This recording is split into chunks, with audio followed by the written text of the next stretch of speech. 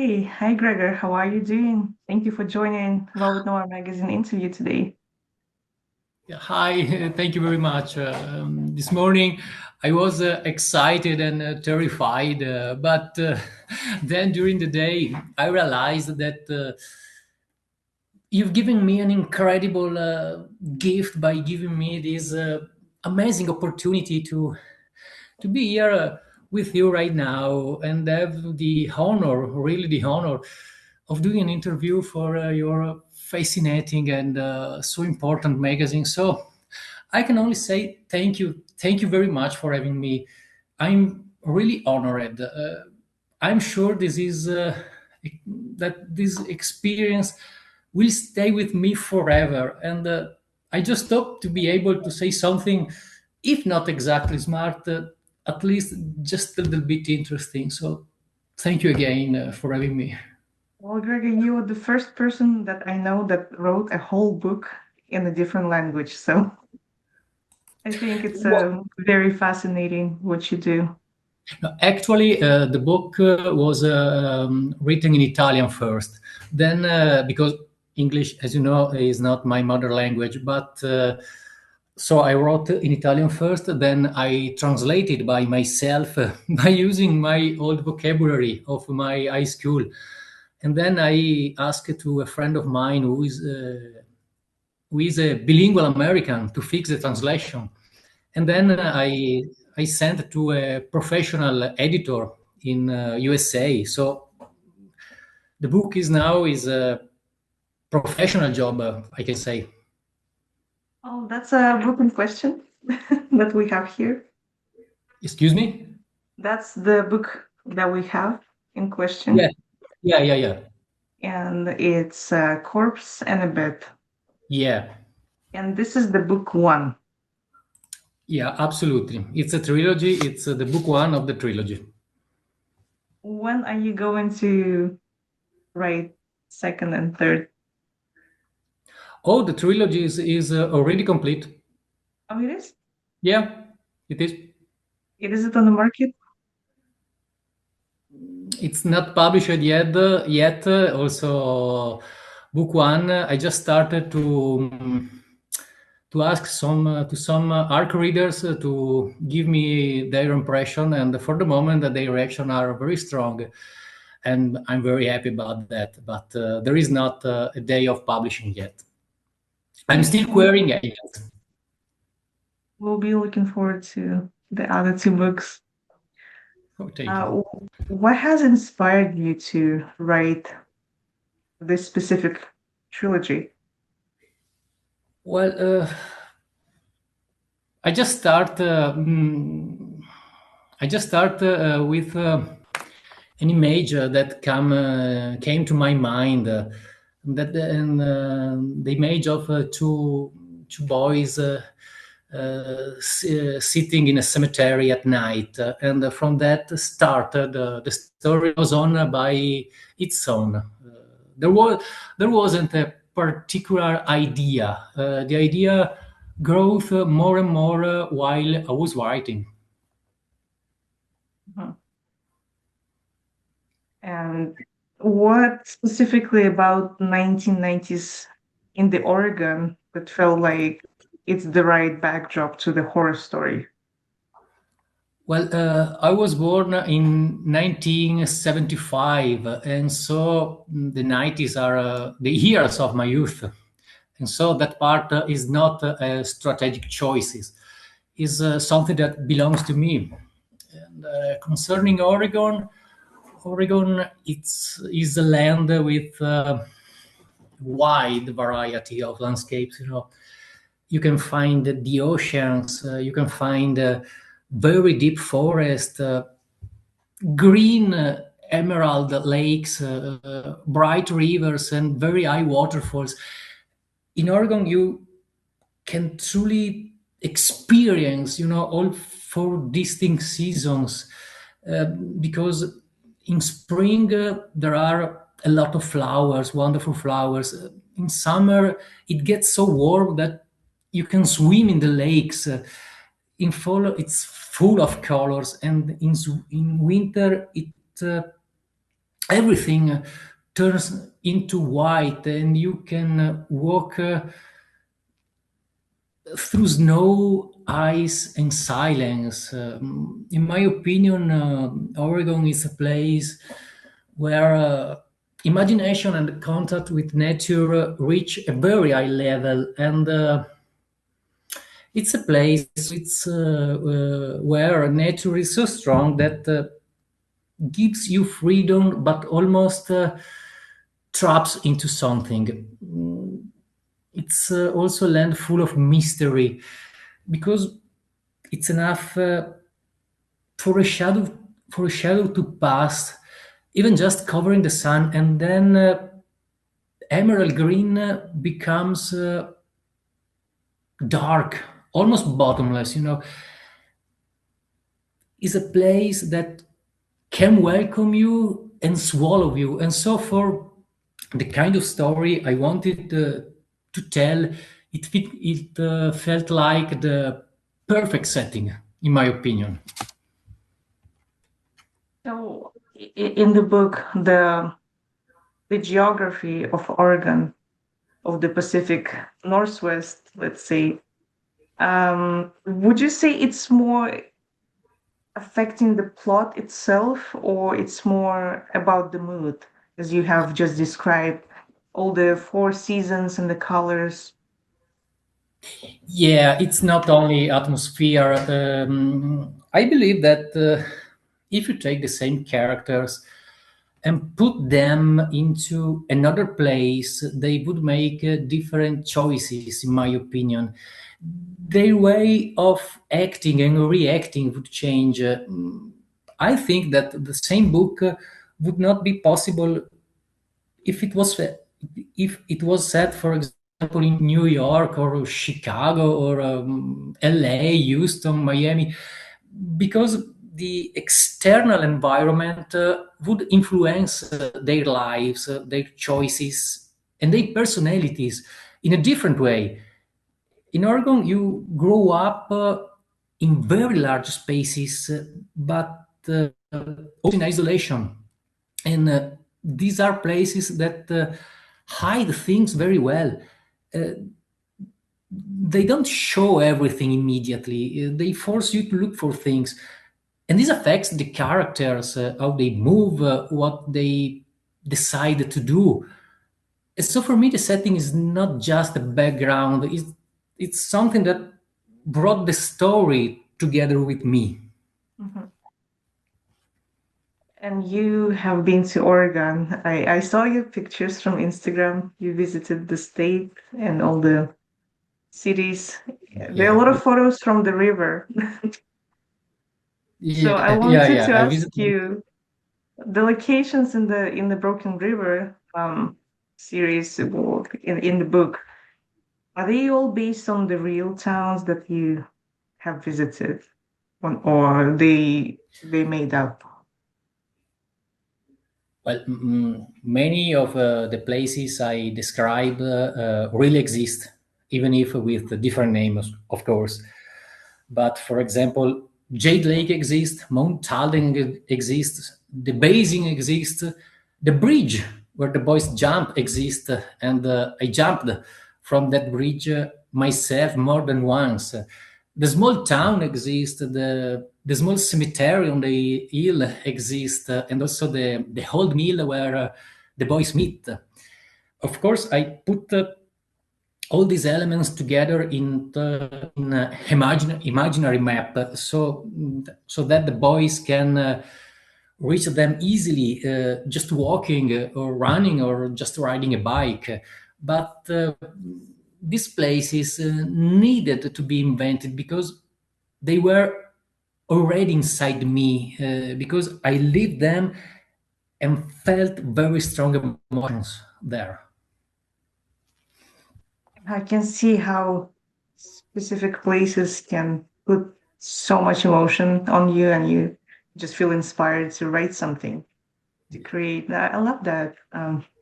It happens to me, but I just don't write anything. Yeah. Would you say there are other elements of the 90s culture outside of us not having any technology that helps to build the tension, like in your story. In my opinion, it's the lack of filters. When I was young, if something happened, you had to deal with it. There weren't shortcuts. Uh, you couldn't step out of the situation. Maybe you had fewer friends, but they were real friends in person. And very often, for me, are still my friend today. And this, especially with kids, creates a particular dynamic because their decisions are spontaneous, sometimes stupid, sometimes impulsive, and you already know that something will go wrong because there is no one with more experience there to stop them. And so you already expect that something will happen because you see their authenticity, and that feeling and that something is about to happen, and there's no way to avoid it. It's a very strong source of tension, in my opinion. I agree. I think when I was a kid as well, back in 2000s, we were walking around outside with my friends and we just created the tension in our heads. Something is going to happen and we have to go investigate all this, backyards and buildings. It was so much fun rather than just sitting on your phone these days. And we had Great. no filters either. Great. The title, A Corpse and a Bed, implies a specific catalyst. Did the bed or the corpse come first, and how did you create the title?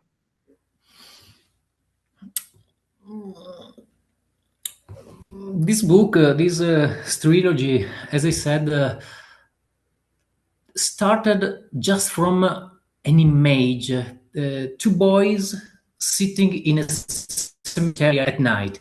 I only knew that they were brothers, one older, around 13, and one younger.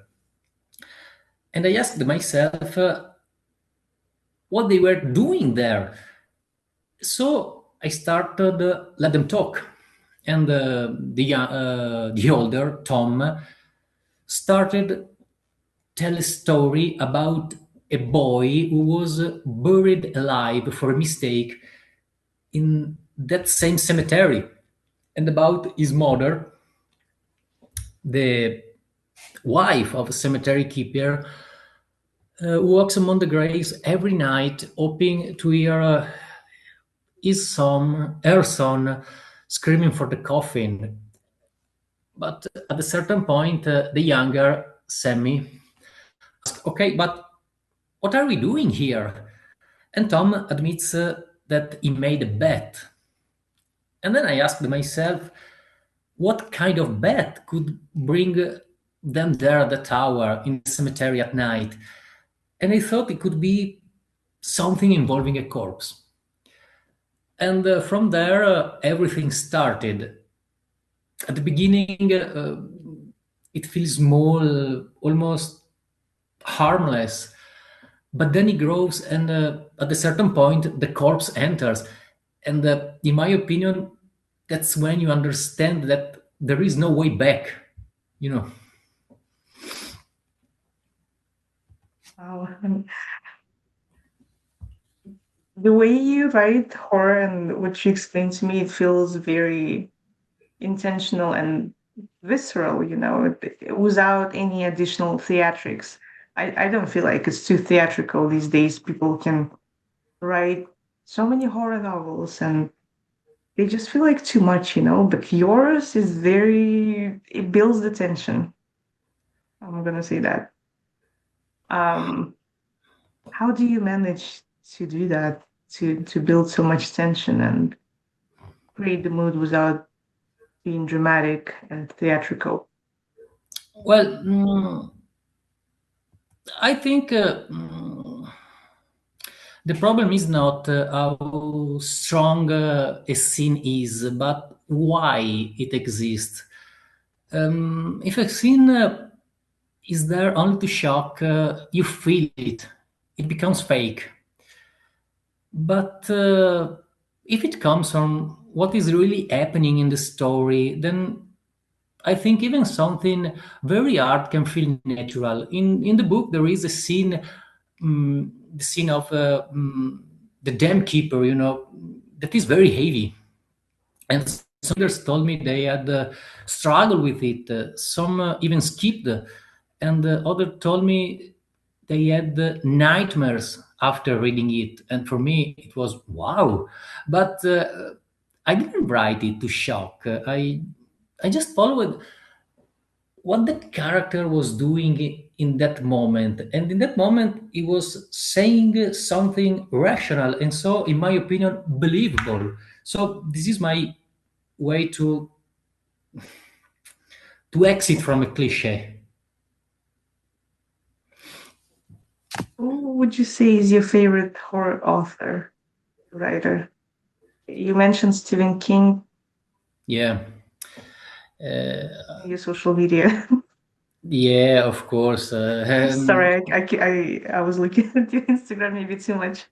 No, no, no, no. I would like also to describe this book as my personal tribute to those who have been my unreachable masters, and starting, of course, by Stephen King. But right after him, there are Terry Brooks, Nelson DeMille, Joe Lansdale, Michael Connelly, John Connelly, Patricia Cornwell, John Grisham, and so many others that in this moment I can't remember. I think that for someone like me who dreams of becoming a writer, living today is like living during the Renaissance. When Michelangelo was painting and sculpting, uh, and you could stand there amazed, trying to learn something from his craft. You look at them, you look at those masters, and you can say only, wow. And the difference between you and them is so strong, so big, that it doesn't make you feel inferior. It just makes you feel lucky, in my opinion. We are lucky to live in the same period of these great masters. We truly are. Yeah, And many of them have movies based on their books. Stephen King, for example, has so many yeah, yeah, movies, right? yeah, Um, yeah, I yeah. wanted to ask you I who love would Pet you Sematary. Pet Cemetery, yes, my favorite too. And the remake Yeah, is good. But when you're planning the trilogy, do you map out the whole entire arc for the three books beforehand, or it just happened as you go? Like you finished book one, and you think, oh, it's going to be book two, and then it's going to be book three, or did you know from the beginning it's going to be all three books? no, at the beginning, I only knew that scene in the cemetery, and then the story went on by itself. I didn't have a plan. The characters started to move, to speak, to act, to react, to make decisions, and I was just trying to follow them. And some characters that at the beginning look at secondary started to grow. For example, Jimmy Chubelis, at the beginning, he was just the bad guy, the evil, the antagonist, And then I started to ask myself why he was like that. Why is acting in this way? And everything changed because he became a real person with his own logic, his own voice, and at a certain point, I was not writing in anymore. He was going forward on his own, and in that moment, in that exact moment I understood that the story was bigger, much bigger than I thought. So I didn't plan anything. No. Oh, in that case, how do you balance the mystery elements and the horror elements in the book one? I haven't a specific method because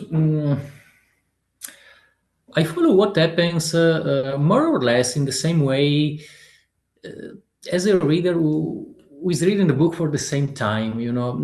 I think about it very much like a song. There is slower moments when you build something, and moments where music explodes. If you think, for example, "Fade to Black" by Metallica, Hmm. it starts with a slow arpeggio, almost fragile. Then there is a very soft and delicate verse with an almost suffering voices, beautiful guitar chords, then a violent riff, then a guitar solo, and then again the same chords, but with an additional background, then another riff, another guitar solo. Or think about November Rain by Guns N' Roses, which Oh is yeah, more, yeah, one of my favorite songs, which is more continuous but still built on a progression that alternates different rhythmic moments. And so I try to write by following different rhythmic moments in the story, not staying always at the same level, but trying to create a wave. Because that's that's so interesting. You're almost like a musician. no, I'm not a musician. I Absolutely. never thought about books, I mean stories, and compare them to music, that they go in certain waves. That's a very interesting way of putting things. Thank you. Wow.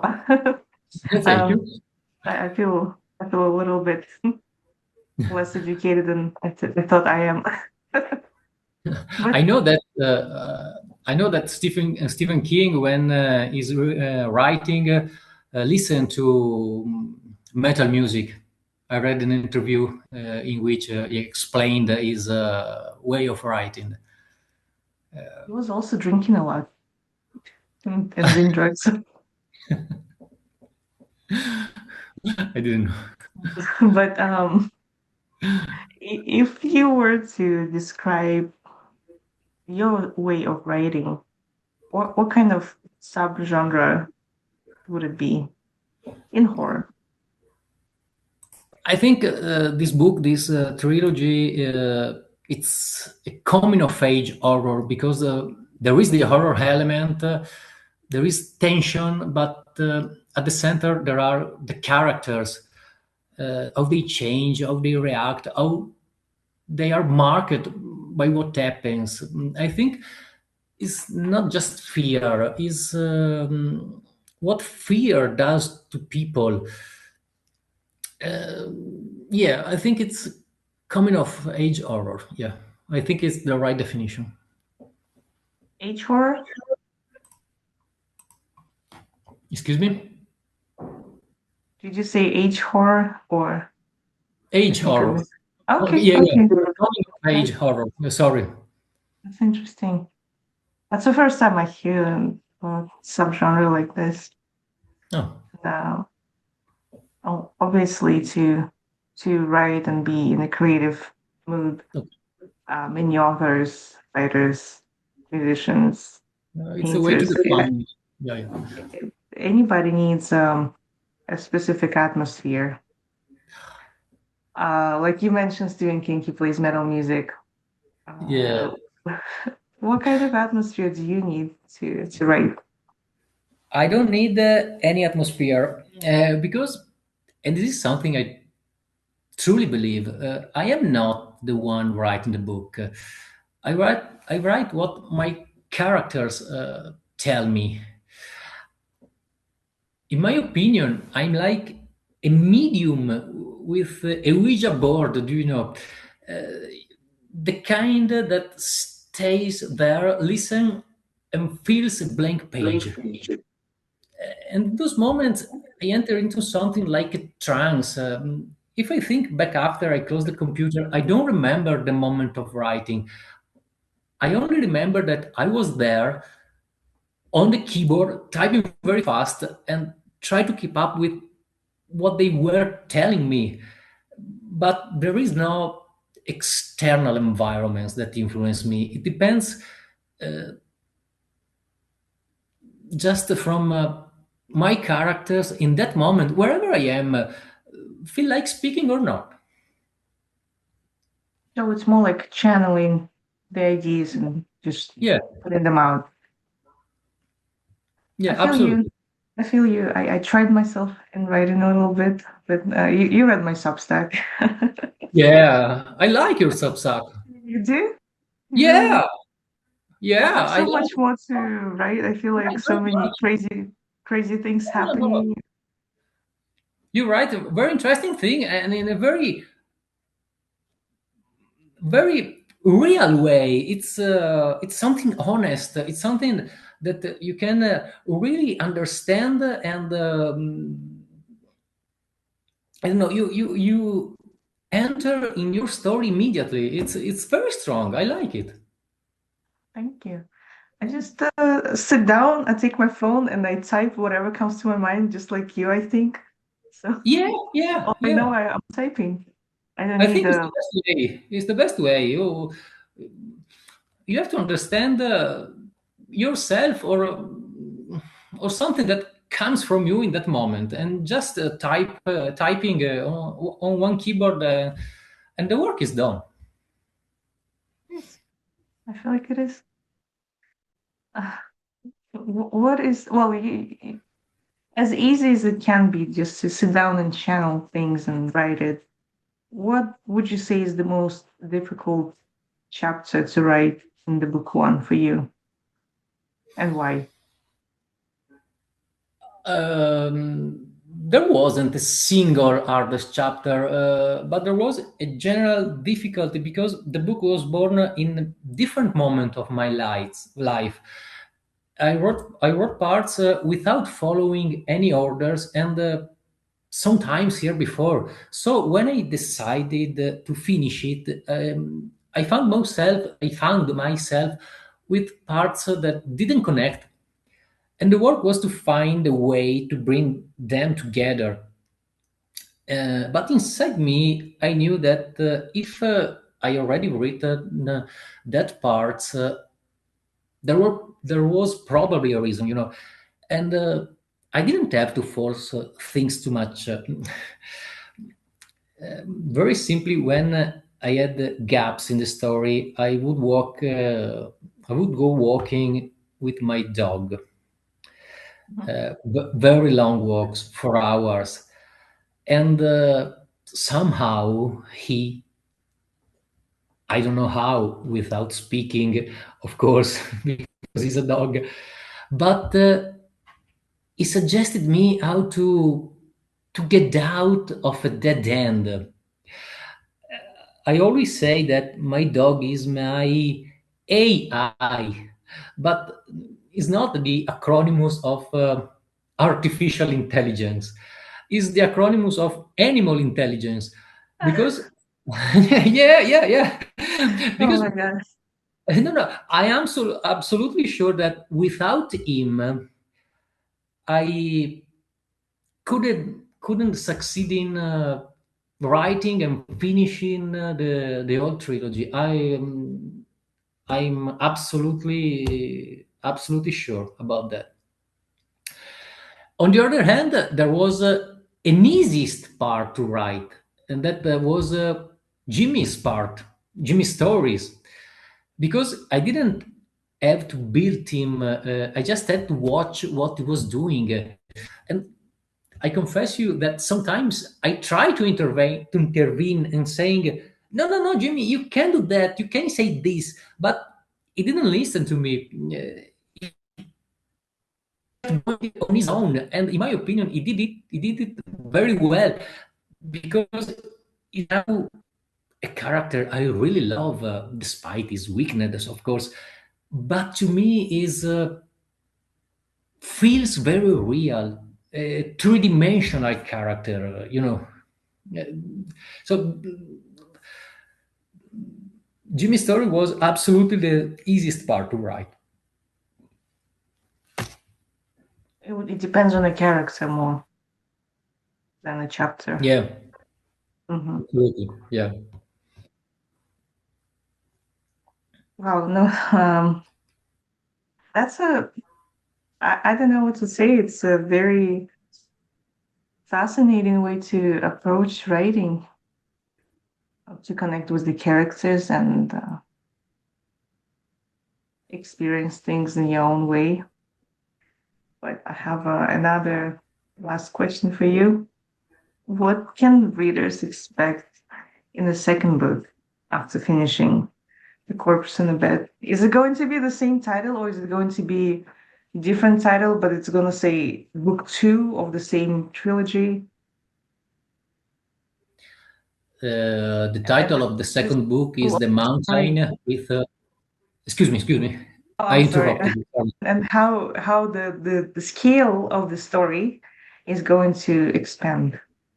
Yeah, absolutely. Crazier or tell us. Yeah, this first book is just the beginning, and in this book, everything seems very concrete, almost rational, even if something strange is already happening. Then, as the story goes on, you start to understand that there is something more, something connected with the land, with the hoods, with and especially to a mountain, and it's something that it's not easy to understand, and to explain for the characters, and that part grows more and more in the next book. The title of the second book is The Mountain with Evil Eyes, but I Oh. cannot I cannot say that, of course. Okay, the Mount Evil Eyes. That's You have to wait. You have to wait. when is it coming out? I don't know. I'm looking for an agent or a publisher who really believes in the project and want to build it in the right way, because the trilogy, as I said, is already complete, and has wide narrative arc. I'm not in a hurry to publish. I prefer to find someone that really enters into the story, mm, and understands where it can go. If that doesn't happen, I will still find a way to bring it out. I swear. I swear. Well, we will be waiting for the book two as soon as it's Thank you. on Amazon or your website. Do you have a website? Not at the moment. Not at the moment. I I want to try to search an agent for some month. Then maybe I will publish it. I will publish on Amazon or on other platforms. Yeah, absolutely. For the Well, moment, it is circulating among our readers and Bookstagrammer. Yeah. we'll make sure to let us know, and we will let our readers know that the second book is out and they can go ahead and buy it. Oh, yeah. Okay. We have a lot of horror fans in our audience.